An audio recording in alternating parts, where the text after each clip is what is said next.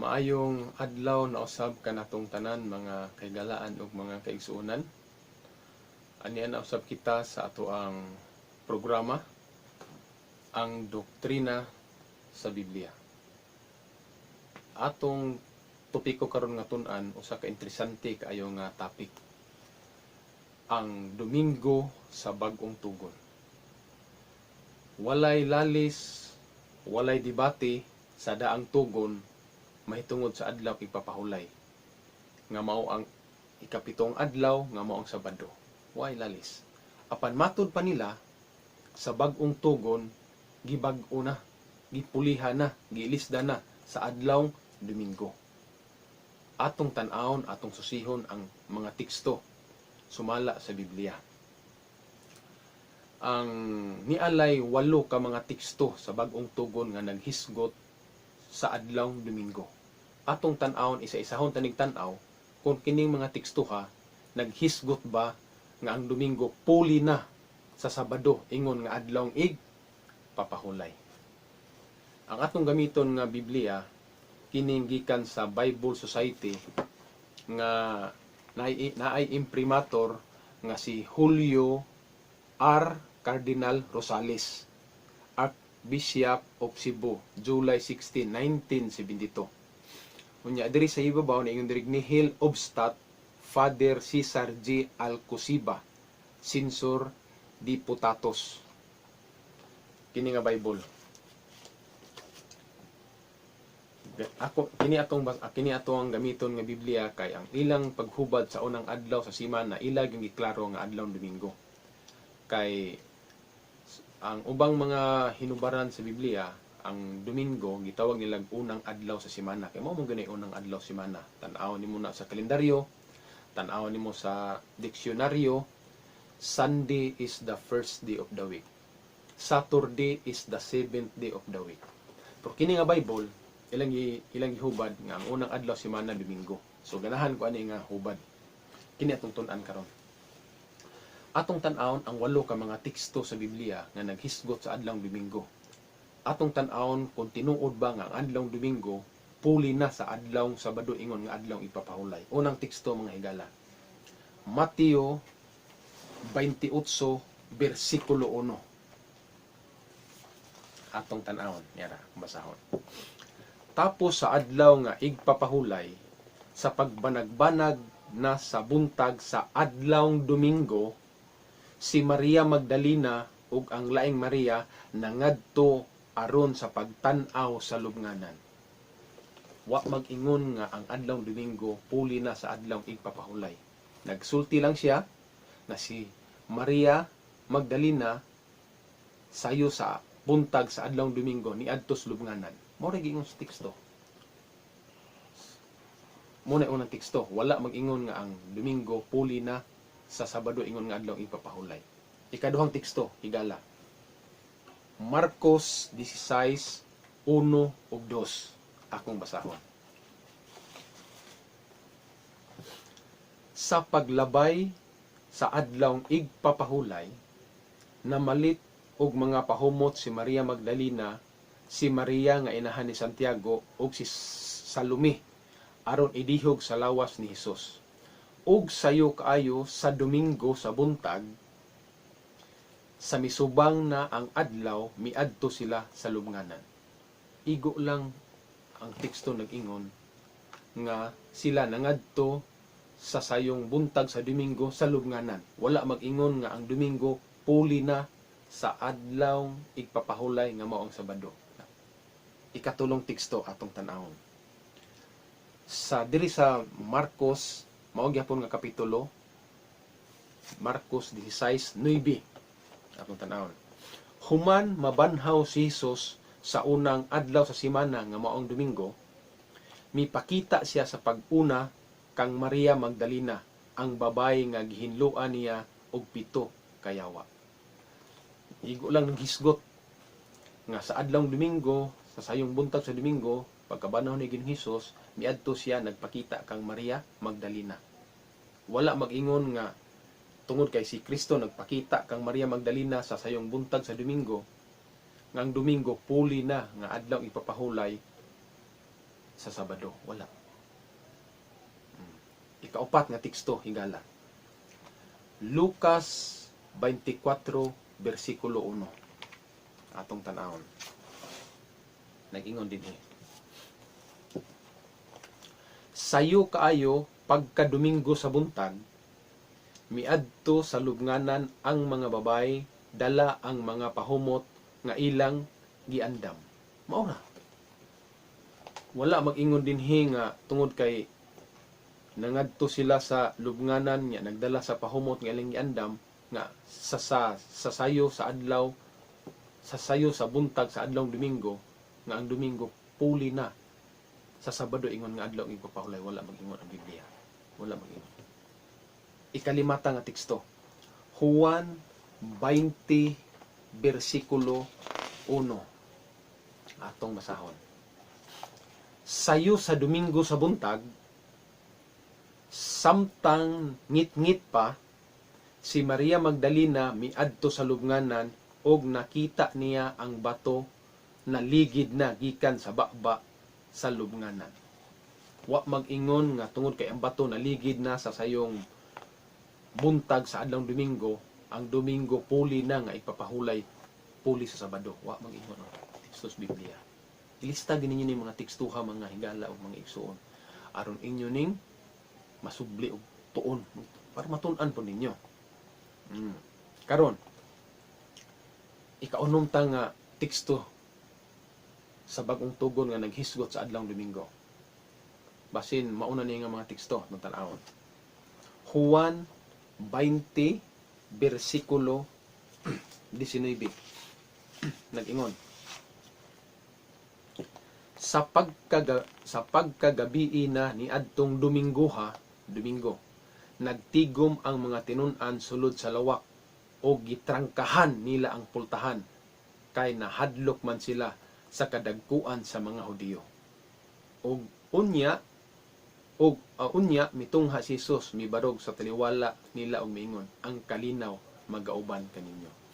Ang mga Hudiyo di ay, ang mga apostolis, Domingo sa gabi nanago sila dito sa balay, ilang gitakpan ang pultahan.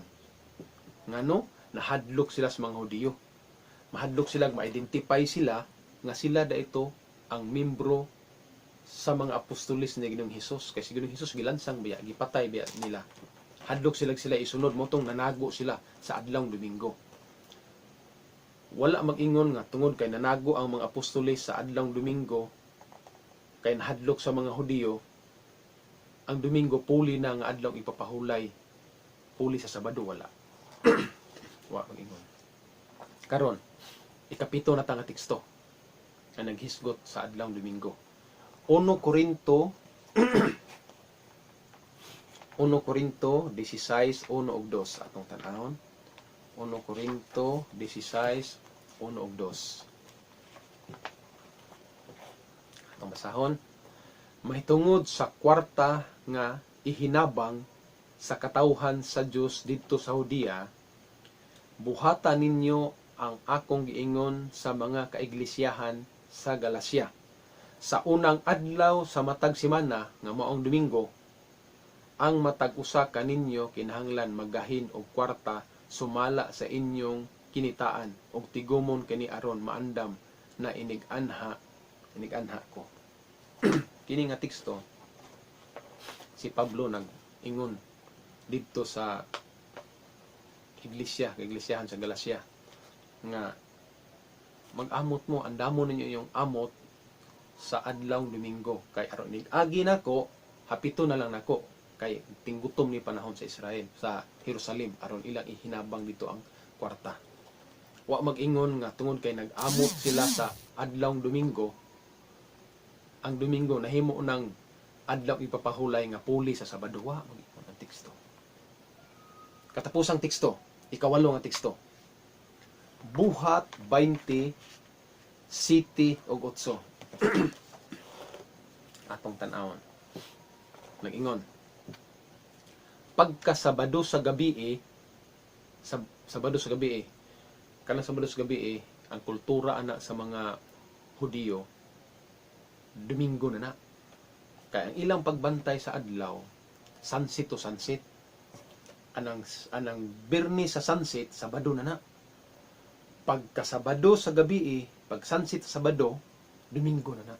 So kining Sabado sa gabi, Domingo ni para sa mga Hudiyo. Ngun din pagka Sabado sa gabi, nagtigom kami aron sa pag-ambit sa balaang panihapon. Og ang mga tao giwalihan ni Pablo hangtod sa tungang gabi. Mo ning Sabado sa gabi, kay tungang gabi taas king wali ni Pablo. Sanglit mugikan man siya sa pagkasunod adlaw. Nagwali si Pablo og taas nga wali gikan sa Sabado hangtod sa Sabado sa gabi. Ingon nga niabot nabtan sila og sunset sa Sabado. Sa kultura sa mga Hudiyo, ang sunset sa Sabado, Domingo na na. Wa mag-ingon nga tungod kay nataas ang wali ni Pablo naabot sa Sabado sa gabi. Sa kultura sa Hudiyo, Domingo na. Nga ang Domingo, puli na. Nga adlaw yung papahulay, puli sa Sabado. Wa mag-ingon ang Texas Biblia. Klaro kayo mga higala. Karon, unsa mang pagkahitabo nganuman nga naa may daghang nagbantay Domingo nga wa man mag-ingon ang Biblia, wa man mag-ingon ang tibuok Biblia nga ang Domingo adlaw ipapahulay nga puli sa Sabado. Wa man mag-ingon. Kanus man ni gisugdag og bantay ang Domingo o kinsa man po'y gasugo nga bantayan atong tan-awon. Wala na sa Biblia, dili na mabasa sa Biblia. Asa mabasa? Arita sa world history. Naaday sa world history. Kita nangagi man kita sa high school. Naa man na sa high school. Good. Kita mo ni katin-awan. Naa dinhi atong basahon. Dinhi sa page 74 nag-ingon. Ingon dinhi. Sumala na sa world history. According to the world history, in 321 AD, Constantine the Great issued an order proclaiming Sunday as the day of rest. Wa day sa Biblia, kana dayong Domingo, maong naay daghang nagbantay sa Domingo, dili mabasa nimo sa Biblia, pero mabasa sa world history. I-search ninyo na og unsa ang mga balaod nga giusab ni Constantino the Great. Si Constantine the Great. Usbon ko og basa. According to the world history, in 321 AD, sa world history Constantine the Great issued an order proclaiming Sunday as the day of rest. Dili day na order sa Ginoo. Order ni Constantino the Great nga ang adlawng Domingo himuon niyang balaan puli sa Sabado. Niya pailain. Ingon din si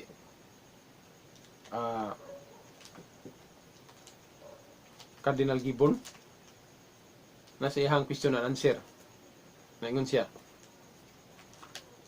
which is the Sabbath day? Answer, Saturday is the Sabbath day. Question, why do we observe Sunday instead of Saturday?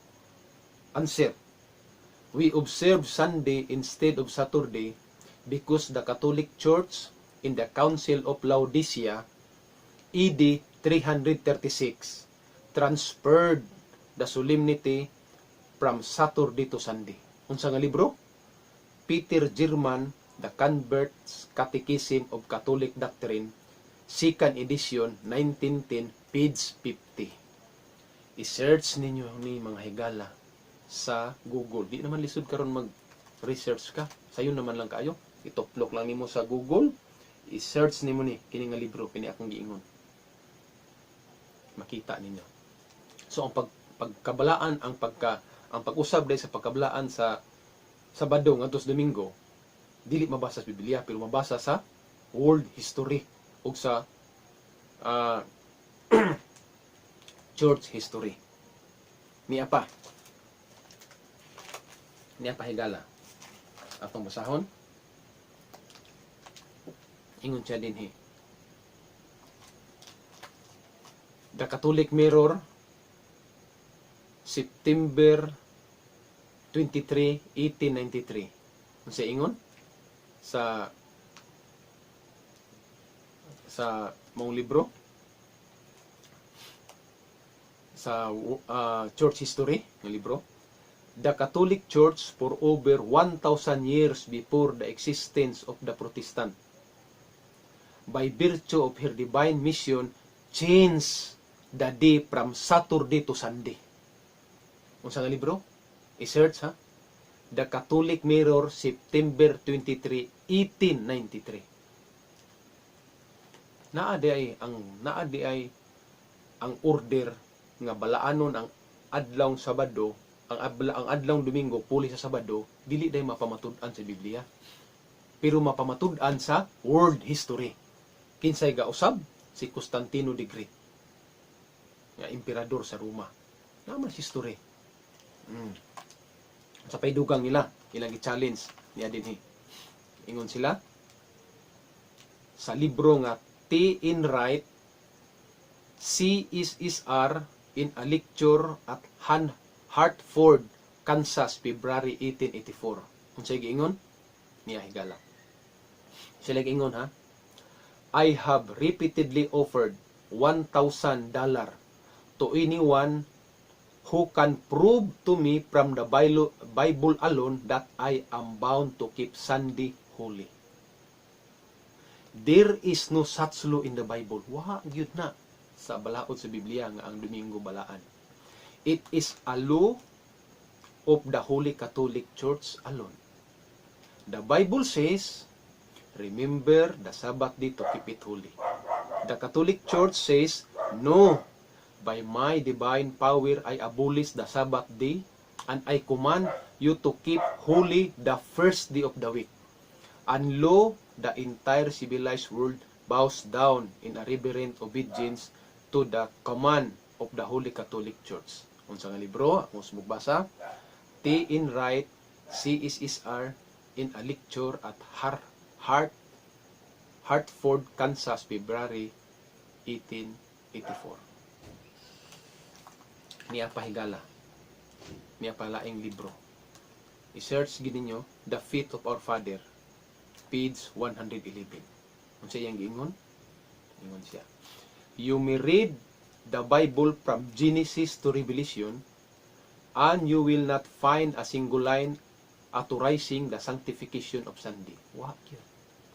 The scriptures enforce the religion's observance of Saturday, a day which we Catholics never sanctify. James Cardinal Gibbon. Ang inyong kardinal, ang Cardinal Gibbon na may gasulti. Imong basahon, you may read the Bible from Genesis to Revelation, and you will not find a single line authorizing the sanctification of Sunday. What yun? Yun dire, the scriptures enforce the religious observance of Saturday. Kung ang scripture, kung ang Biblia, ang basahon may mong pasultihon, ang religious observance Saturday, dili Sunday. Mauday na. Naada ay balaod nga ang Domingo mahimong balaan pero wala sa Biblia, na sa world history o sa church history. Niya pa higala. Niya pa higala. Pang tun-in ninyo ni niya pa din hiyo. Ingon sila ingon, if we consulted the Bible only, we should still have to keep holy the Sabbath day. That is Saturday, by John Locke. A course in religion for Catholic high schools and academies, Volume 1, 1936 edition, page 51. I-search ninyo na, mga higala. Kay kamatuura na. Niya pa higala. Ingon sila din ang mga Katolik na nukmat atong mga higala, wala man ta magdaot o mao ra man gyud itong nabasa o itong na search. Kung nagduda mo, i-search po ninyo aron nga akong mahibalan po ninyo. Ako may amo na akong gi-share lang po sa inyo ha. Niya. Ingon sila din if Protestants would follow the Bible, they should worship God on the Sabbath day.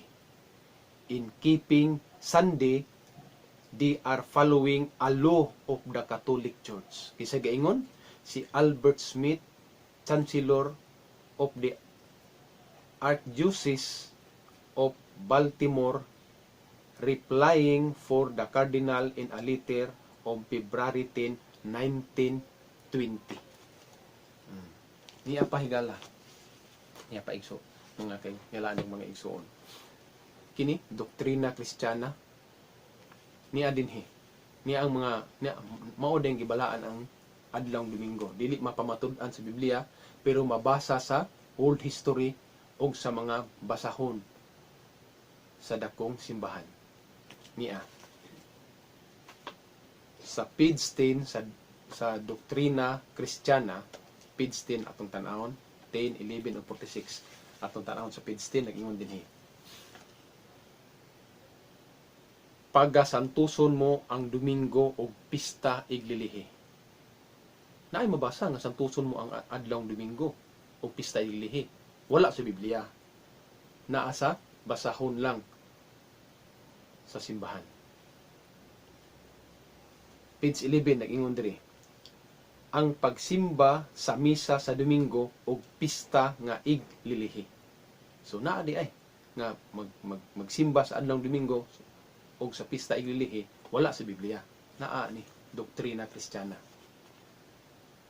Na hingala. Page 46 atong tan-awon. Niya pa. Niya, ingon dani. Page 46. Pagsimba sa misa sa Domingo o pista nga iglilihi. Kini nagpahinumdom kanato nga ang Ginoo takos gayud nga simbahon matag Domingo og sa mga pista nga iglilihi kay kita adunay pagtuo nga siya atong magbubuhat og manunubos. Di mabasa sa Biblia ang adlawng Domingo pero mabasa sa doktrina Kristiyana. Karon, asa may atong tumanon? Doktrina nga hinimo ni Constantino the Great nga ang Domingo himuong balaan puli sa Sabado, o ang doktrina sa Ginoo nga ang adlawng ipapahulay mo adlawng ipapahulay sumala sa Biblia? Magpili kay gala. Pilion ba nimo ang doktrina nga hinimog tao o ang doktrina nga hinimog Dios? Ang adlawng ipapahulay nga mao ikapito ka adlaw, doktrina sa Biblia. Ang adlawng Domingo nga giila sa daghang protestante o ubang mga sikta nga giila nilang adlaw ipapahulay, dili mabasa sa Biblia pero mabasa sa world history o sa mga sinulat sa dako nga simbahan. Unsay sultis Biblia? Peritas Biblia. Unsay sultis Biblia? Atong basahon. Mateo 15 bersikulo 9. Mateo 15 bersikulo 9. Unsay giingon dinhi? Atong basahon. Kawang lamang ang ilang pagsimba kanako. Sanglit sa ilang pagpanudlo, ilamang gipakadoktrina ang kalagdaan nga hinimo lamang tao. Dili ako giingon ha. Ang Biblia. Ilista ninyo. Mateo kapitulo 15 bersikulo 9. Kung ang doktrina nga atong gisunod, doktrina nga hinimo og tao, dili hinimo nga gikan sa Dios, unsay giingon akong basahon pag-usab. Mateo 15 bersikulo 9. Kawang lamang ang ilang pagsimba kanako. Sanglit sa ilang pagpanudlo, ilamang gipakadoktrina ang kalagdaan nga hinimo lamang mga tao.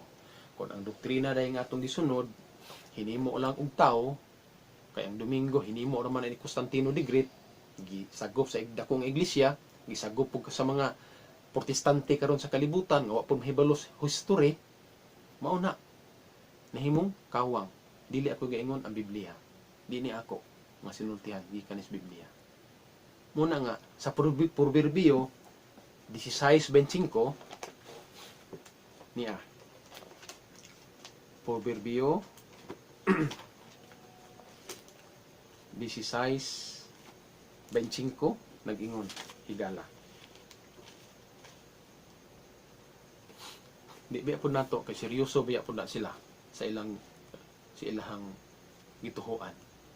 Pero ang Biblia tin-aw nag-ingon niya. Adunay usa ka dalan nga daw matarong alang sa tao. Apan ang katapusan niya na mao ang dalan sa kamatayon.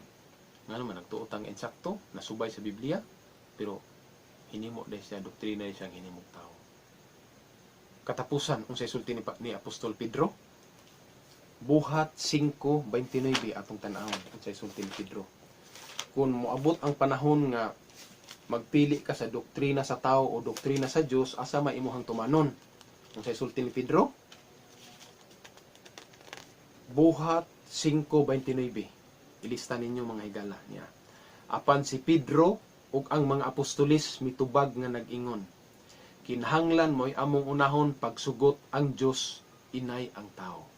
Kung nakita nato ang atong gisunod doktrina day nga hinimong tao, ingon si Pedro, unahon ako pagsugot ang Dios inay ang tao. Aron dili mahimong kawang ang akong pagsimba diha sa Ginoo. So mga higala, basin kon sa atong pagtuon karon nakapasubo ko sa inyohang kasing-kasing kay dugay-dugay na po ninyo nga pagtuoan ng bahina, mga ikong pasaylo, dili ni ako nga mensahe higala gikan sa Biblia, gikan sa world history. So kung gusto po nga maka-update pa mo sa lain na to nga mga video, palihog ko og subscribe ani nga channel, dayon comments and share ninyo para po mapanalanginan po ang uban. Ug daghang salamat sa inyong pagpaminaw ug sa inyong pagpatalinghog. Ang Ginoo magapanalangin kanatong tanan.